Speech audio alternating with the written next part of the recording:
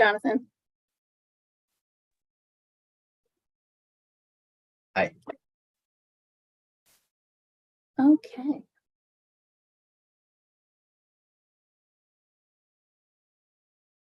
Thank you for participating in our virtual PAB Town Hall event.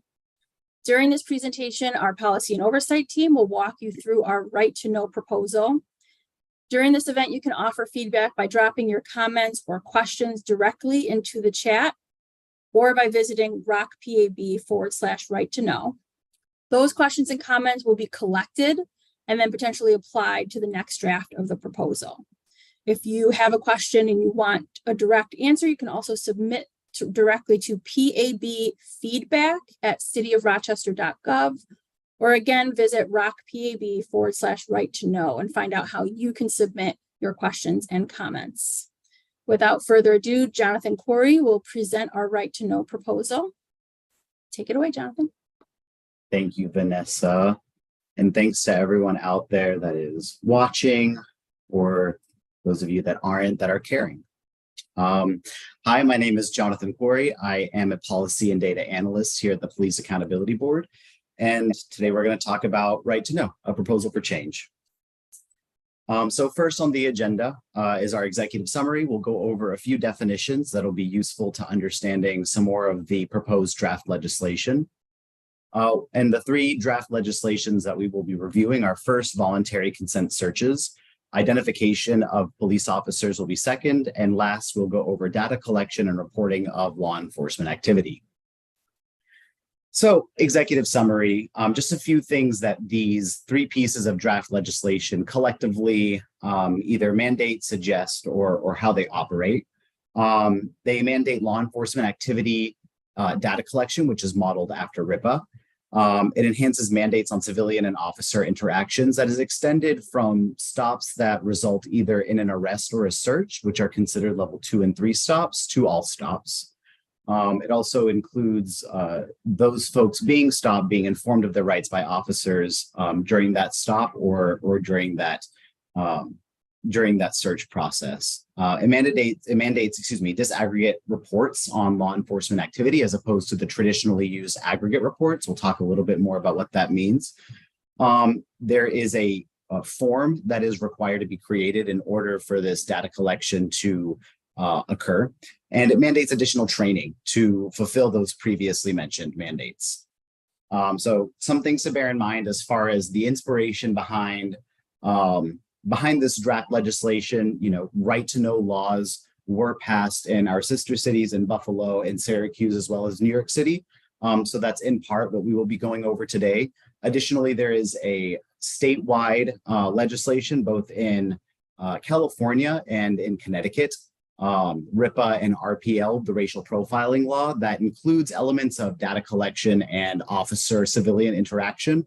So we've taken the strongest parts of those three and proposed them within these draft legislations. So some definitions. We're going to go over an assigned investigator, non-custodial questioning, law enforcement activity, and an officer.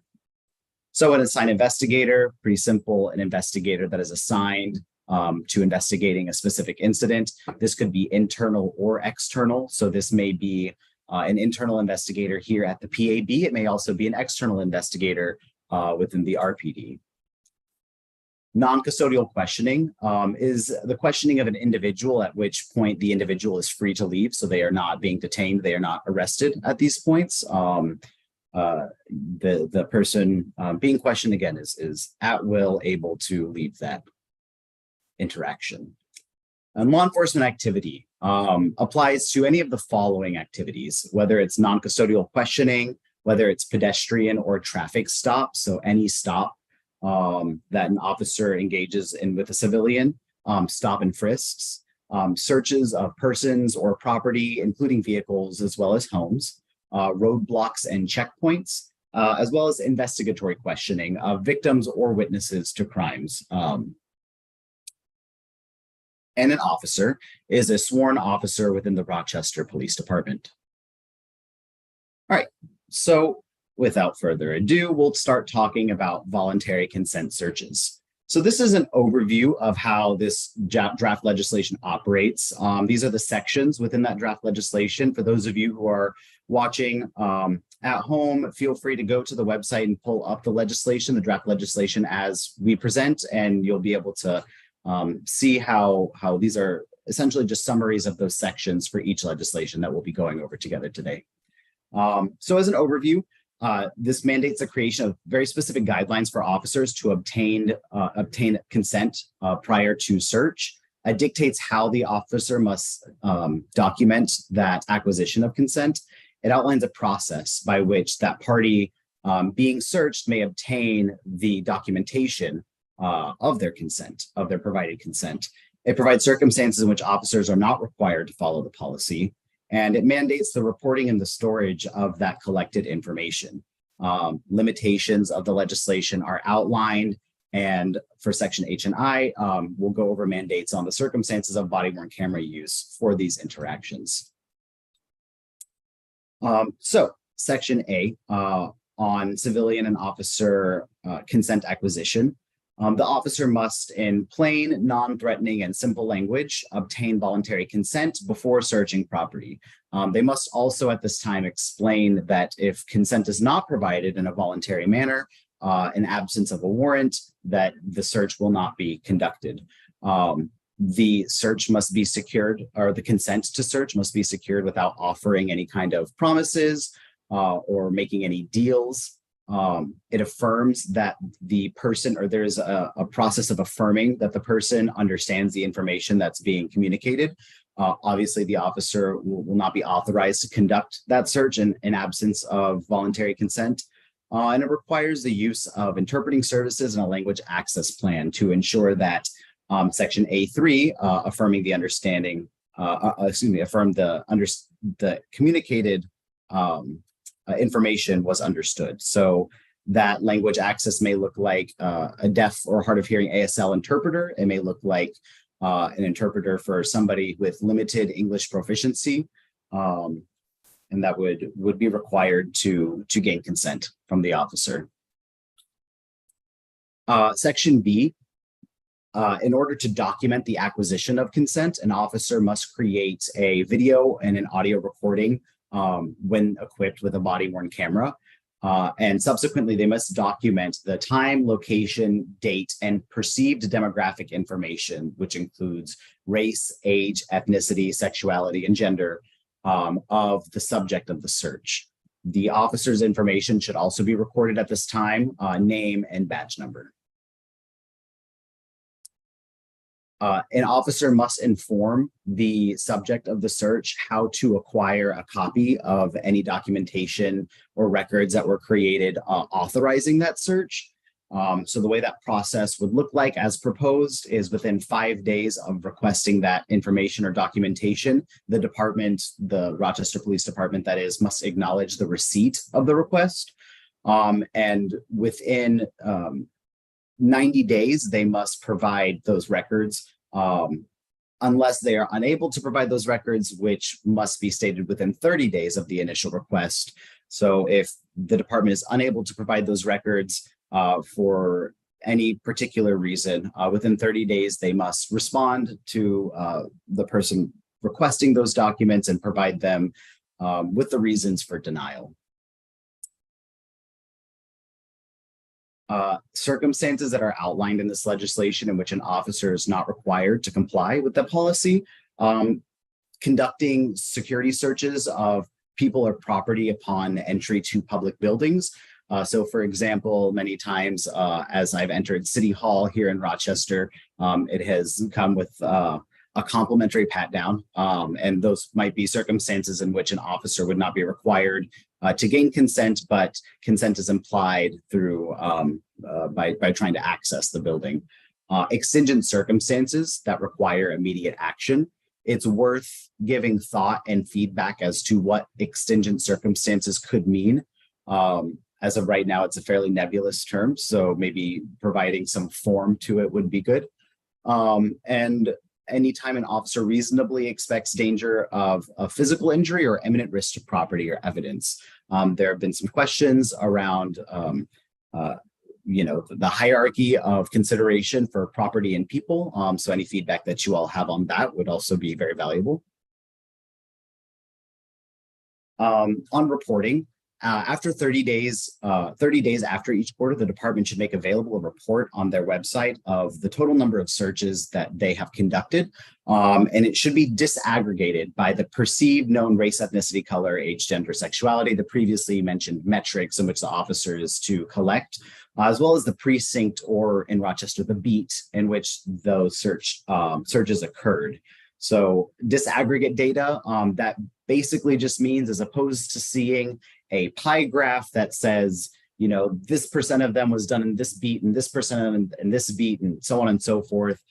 It would actually just be like a spreadsheet, an Excel spreadsheet perhaps, of those incident level data that provides us the ability to run analytics independently, and provides any of you with that ability to run those analytics as well, to come up with those aggregate level reporting graphs and statistics that we often end up seeing. The report should be permanently stored, and they should be accessible on the department's website in a way, again, that permits automated processing. So someone like you or I can download that data and come up hopefully with the same aggregate level results that the department has reported. Just limitations on the legislation. These limitations are not unique to this legislation. It's often found in municipal or city level legislation that's passed, that no part of the legislation is able to supersede or does supersede state or federal law, and that implementation of the legislation does not necessitate the creation of a private right of action against the city or against RPD. And around body-worn camera use, officers, departments that employ the use of body-worn cameras are required to utilize them, again, to document the acquisition of consent. And it mentions as well that the department must develop a process for that record request, which we outlined a proposed process. Circumstances in which they are not required to make a video or audio record would be very similar to the circumstances in which officers are not required to follow the policy. So when conducting search of person or property upon entry of a public building, exigent circumstances, or reasonably expecting danger to people or property. It's worth mentioning that the sections within H and I, or the content within sections H and I, obviously should and will align with the body-worn camera manual, which is what officers at the RPD use to dictate their use of body-worn cameras.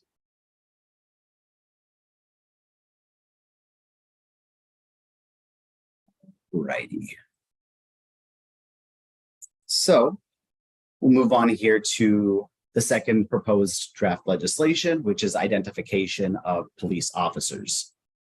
Section A and B provide specific guidelines on how officers are to identify themselves while pursuing any law enforcement activity.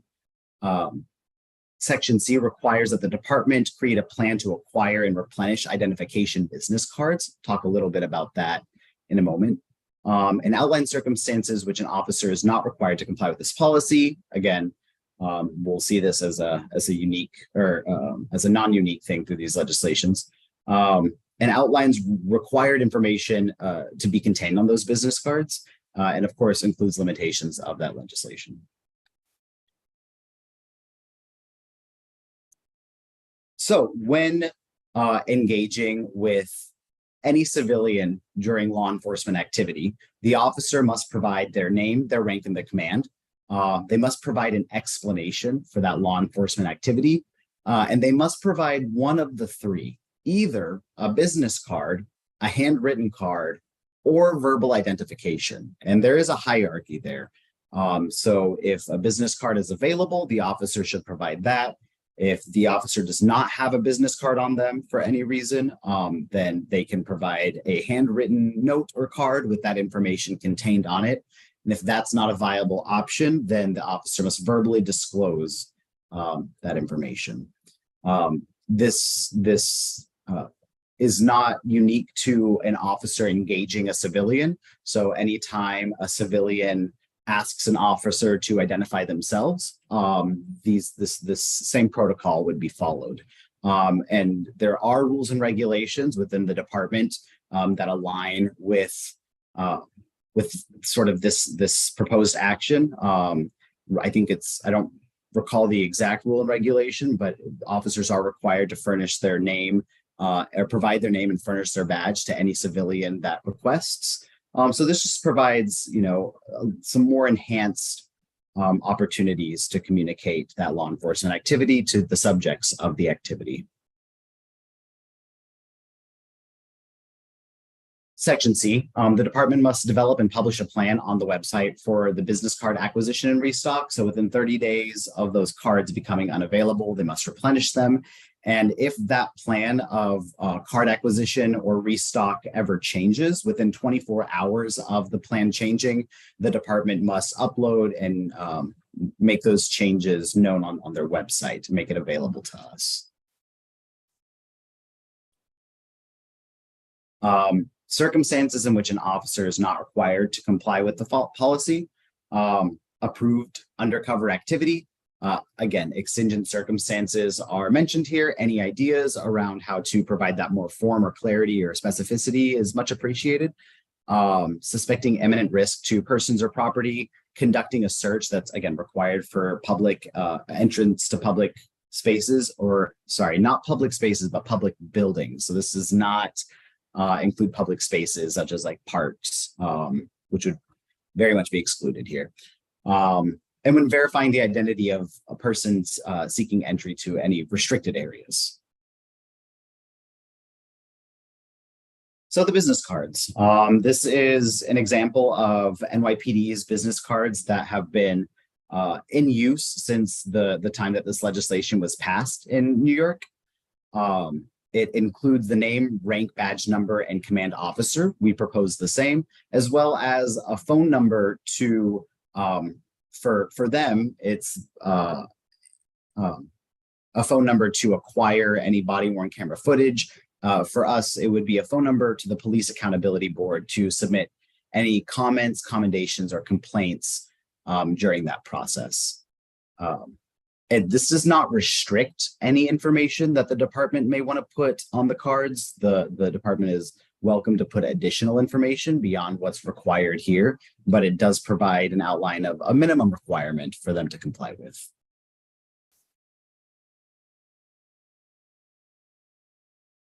Alrighty.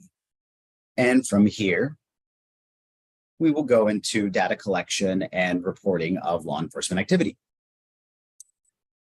So again, overview mandates the creation of a method and a form for officers to fill out and document their law enforcement activity. It requires officers to provide notice of a right to non-discrimination and outline the complaint process for civilians. There is a process that requires training on the form and an evaluation of the use of the form. It requires the department to provide the Police Accountability Board with copies of complaints as well as their outcomes relating to law enforcement activity, of course, omitting any personal or sensitive information. We'll go over limitations of the legislation, and it will also outline reporting requirements. We'll talk about the reporting requirements that are outlined for the department.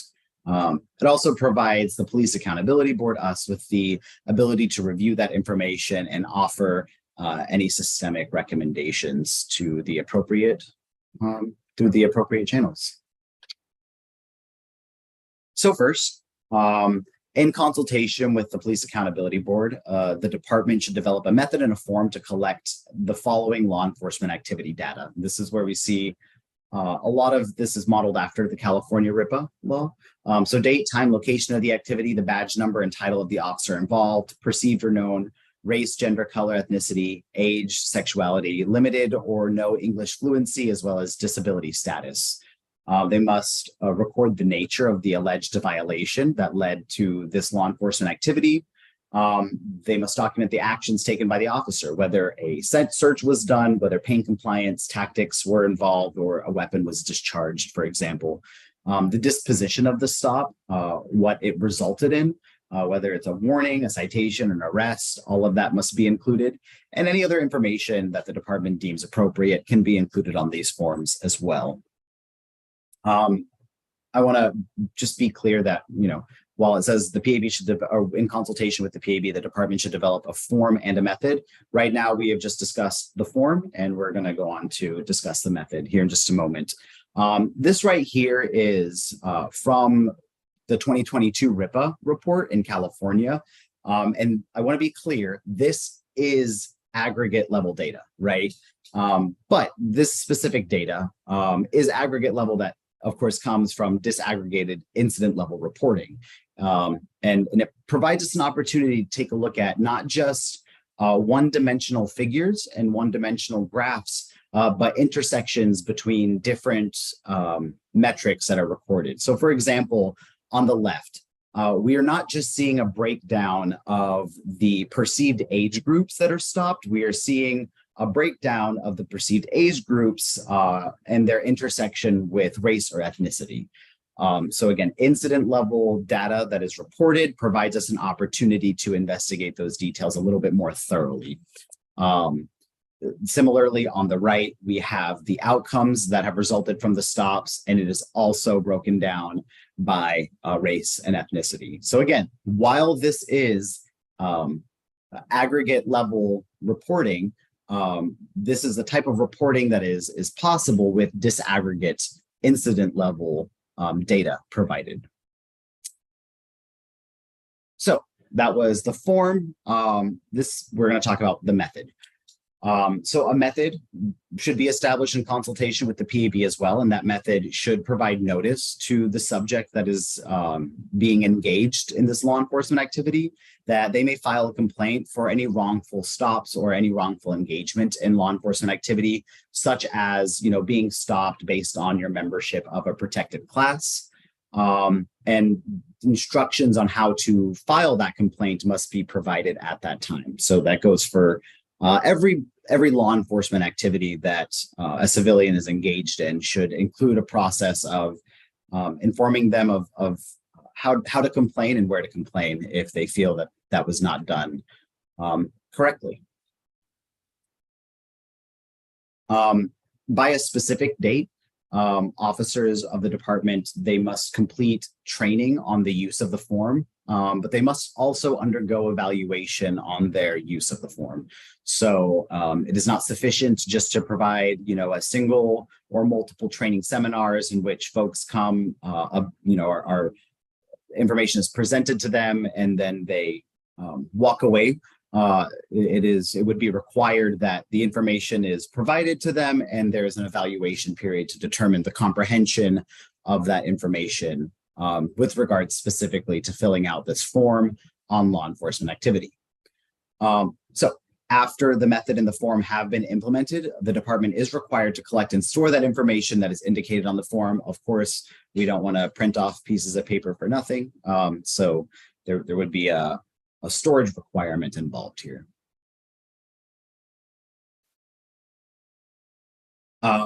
Similarly to what we went over in identifications of officers, the previously mentioned legislation, the department should provide the Police Accountability Board with a copy of each complaint, as well as a written notification of the review and the disposition.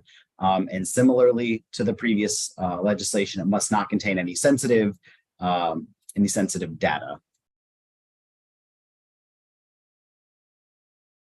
Section E states just simply an officer who records any of this information in good faith is not going to be held civilly liable for the act of doing so unless it's done in an unreasonable or in a reckless way.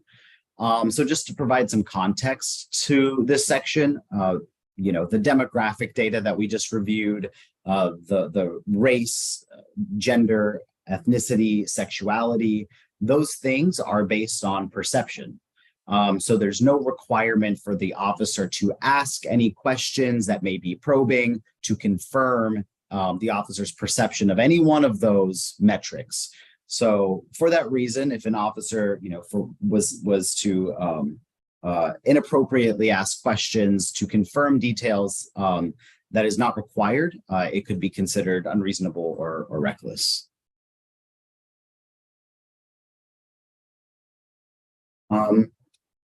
After the development and implementation of that form, the department should provide the PAB and the public with a monthly report. So just talking about reporting requirements here. And again, we've talked about disaggregate and aggregate level data, and it would be a requirement that the data that's provided to the Police Accountability Board would be incident level. So we could run our own analysis on that data. And of course, it provides the Police Accountability Board with the ability to review these law enforcement activity reports at large. And in the event that we identify any systemic changes that we would like to recommend, we would do so by sending them either to the mayor, city council, and the RPD, or any other entities that are deemed appropriate. There have been some comments about the frequency in which this act would be authorized, and perhaps expanding it from annually to making a minimum requirement of at least annually. So any thoughts that you all have on that would be great. And that wraps us up. So if you would like to leave us some more feedback, I know some of you are likely leaving us feedback as we go along, much appreciated. For those of you who are not doing that and would like to provide us feedback in any other way, please feel free to scan this QR code. This QR code will take you directly to the Microsoft form that we are using to collect the public input on this proposed legislation. You can go through this route. Also, you can find this link through the Right to Know link that Vanessa had mentioned earlier. And additionally, you can email us at PAB Feedback. You can call us, and we're happy to take your feedback in any way that you'd like to give it to us. So that's all we have. Thank you all so much, and look forward to hearing your thoughts on this.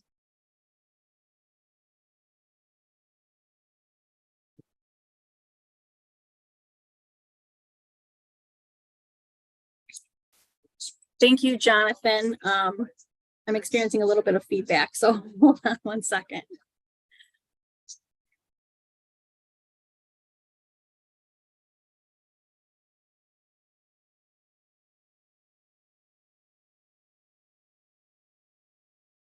Okay. Jonathan, can you give me a thumbs up if you can hear me? Perfect. All right. Well, thank you everyone for attending our virtual session. We do have an in-person session that will be hosted by UCLM, and that'll be coming up on August 3rd, same time from 6 to 7:30. And that will be at the First Church of God. So if you're interested in hearing a little bit more about our Right to Know proposal and maybe sitting in on an in-person session and providing feedback there as well, again, that will be coming up next week. Thank you so much and have a good night.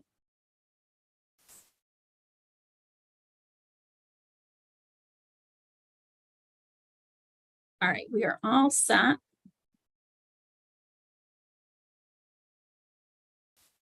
It looks like we might still be live.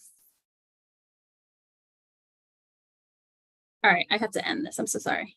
I don't know how to end it without doing it all. Thanks again, everyone.